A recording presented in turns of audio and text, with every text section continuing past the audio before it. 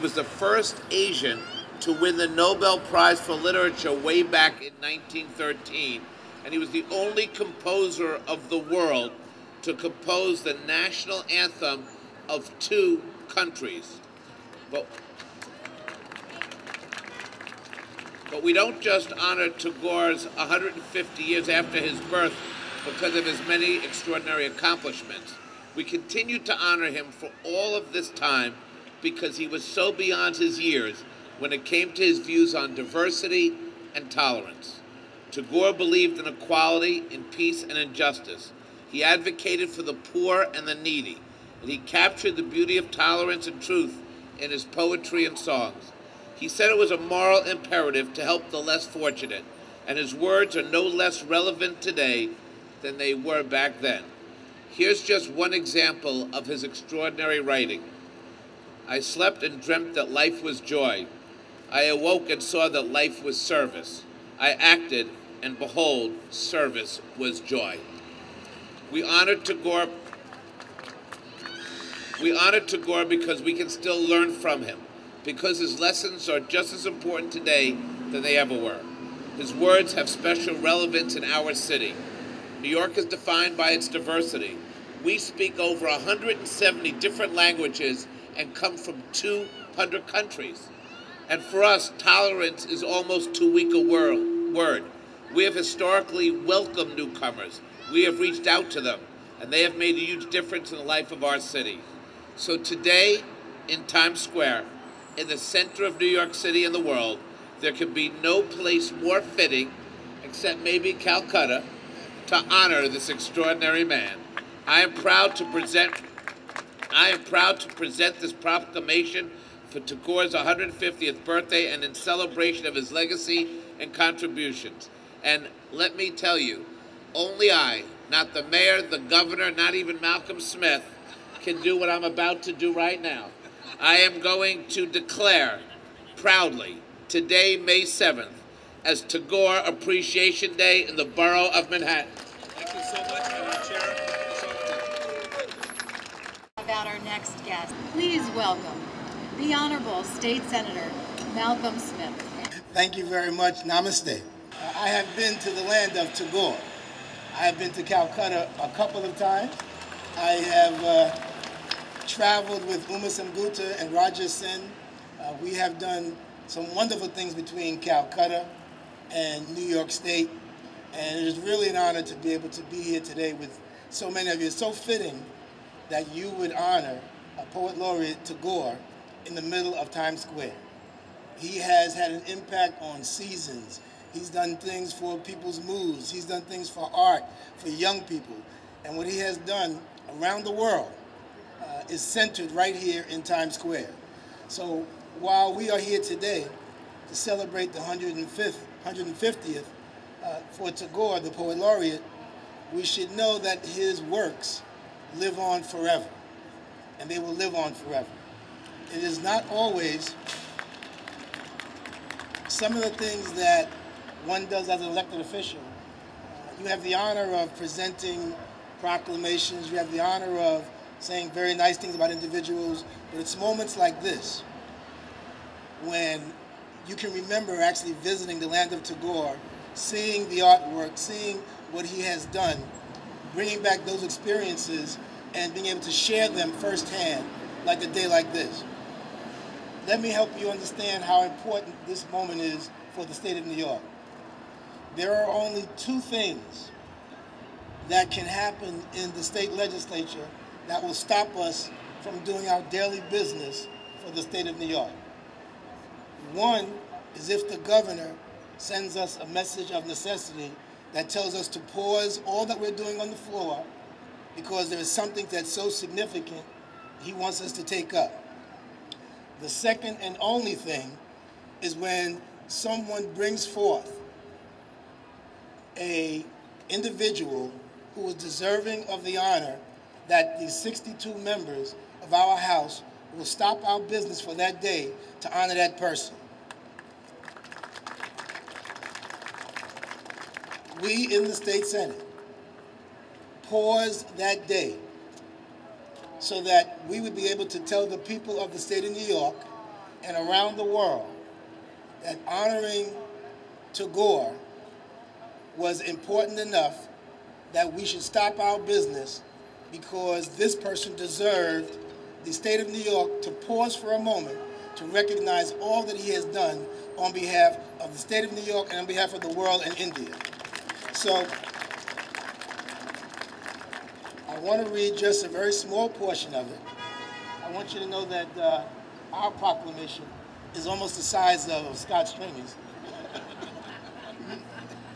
But it says here, whereas a true architect of society and community are those extraordinary individuals whose faith and unremitting commitment have served to sustain the spiritual and cultural values of life.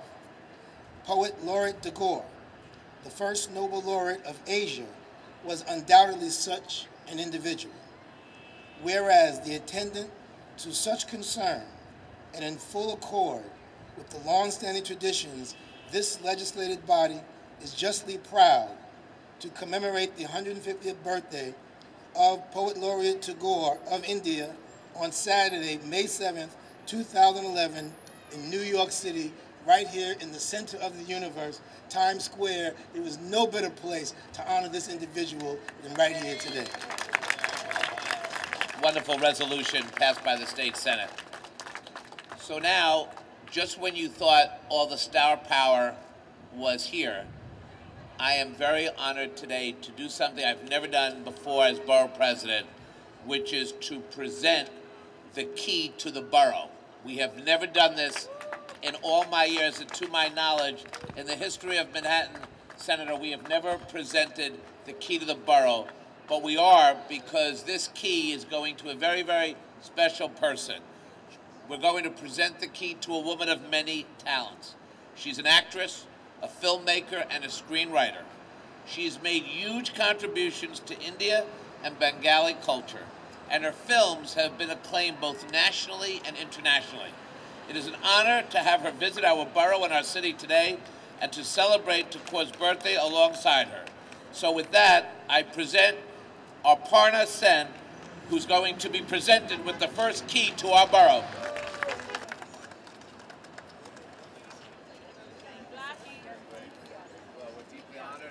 I am deeply, deeply, deeply, deeply honored.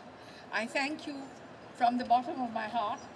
Thank you, and I hope that this key will open the hearts of the people of New York to the people of Bengal through me. Thank you very much indeed. I was asked by Shurajit to say a little bit on Tagore. First of all, I think it is wonderful that Tagore Day, that today has been announced as Tagore's Day here in New York, in the borough of New York. I think that's wonderful, and that we're celebrating Tagore's 150th birthday right in the middle of New York at Times Square. This is something that Tagore himself would have loved, because I think if there was ever a global citizen, that was Rabindranath Tagore. For us, Tagore has been an inheritance. I am fond of saying that you inherit Tagore. Bengalis, we have inherited Tagore the same way that we inherit our parents' blood pressure and blood sugar levels. There's nothing we can do about it. I mean, he's just been inoculated into our bloodstream. As a child, I grew up listening to his songs, listening to my grandfather, who was a Brahmo missionary, recite from the Upanishad, and my grandmother singing Tagore's songs.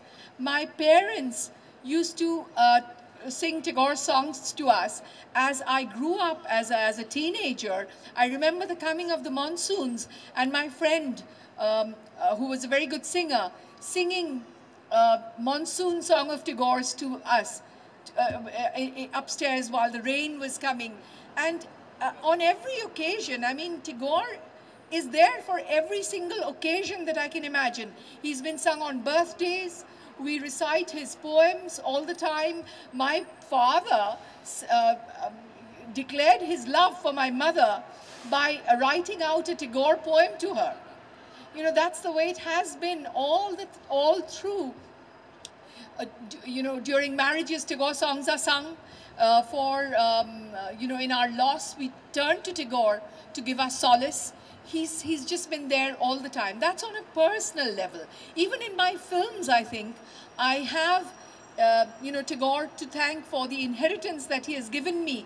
The ability that Tagore had to see in very small things the whole world. There is a poem of Tagore's that I will not recite, but I will tell you about. It's in Bengali. It's about a man who says that his daughter has gone up, that he's up on the terrace and his daughter is going down the stairs with a little lamp in her hand. The lamp goes out and she's frightened and she calls out, "I'm lost, I'm lost." And Tagore goes and rescues her. Then he comes up to the terrace and he looks at the starry firmament and he says, "It seems like a little girl, like my little daughter, is traveling across the universe with a lamp carefully lit. And if the lamp goes out, the entire skies will call out, 'I'm lost.'" And suddenly from his little daughter, you have the entire universe in that one line. That is Tagore. He was a liberal if there ever was one. And even today, to this day, all the people that I know who are liberals, find their voice in Tagore. And we still, I mean, his words are still so relevant. I can remember a song, maybe one of you can sing it, "Jodi tor dak shune keu na ashe, ekla cholo re." If no one answers your call, travel alone. It was a favorite song of Mahatma Gandhi's. And you know, you hear these songs so often that they sound tired and you think, oh, why does everyone like this song so much? And then suddenly one day, that song returns to you full of meaning. I was protesting once against some of the measures taken by our government during some land grab that was happening in West Bengal. And we were trying to gather together support for this protest, and we found very few people coming. And suddenly the song found new meaning for me. If no one answers your call, travel alone. And so Tagore gave me that courage. So there is never enough to say about Tagore, and there is not enough time. So I will end with thanking all of you for being here today and celebrating this great band's birthday.